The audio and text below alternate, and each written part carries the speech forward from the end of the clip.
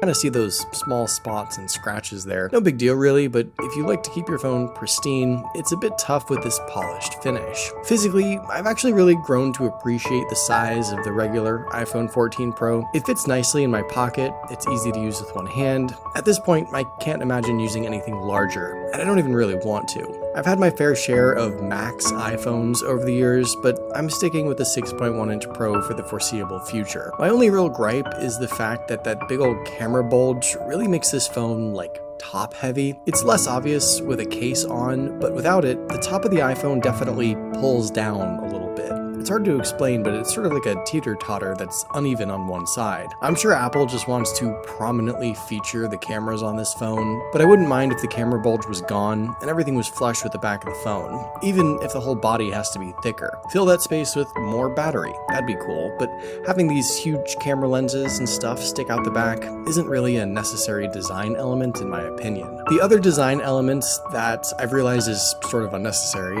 at least in my own experience, is the new dynamic island. I don't know if it's just the apps that I personally use or what, but very few actually utilize the dynamic island, and the ones that do don't really present me with a better way to quickly do something. 99% of the time, I'm just switching back into whatever app is playing or running rather than trying to tap into the tiny dynamic island area and mess with it. And like I said, so few apps have a dynamic island state that I'm not really being trained to utilize it. I'll see things in the dynamic island pop up. I think it's sometimes a more dynamic notification pop-up, if anything, but I don't think it's the best way to actually interact with something. Now, I appreciate the idea. Making, I guess, the equivalent of an Android selfie camera cutout functional is a nice idea, even if this dynamic island area is still basically as big as the original iPhone notch, let's be honest. I just don't really know how to make it better, more functional. And honestly, I don't even think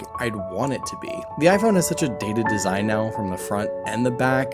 The dynamic island is like this cop-out way to keep that area big with the camera and Face ID sensors and all that. And all Apple really did was allow for a tiny bit more of the screen to be shown through above the dynamic island area, and then make the dynamic island area an even bigger notch that's constantly attempting to be a thing. I don't think the dynamic island sticks around after 2 or 3 more iPhone releases, honestly. And unfortunately, it's been a graveyard next to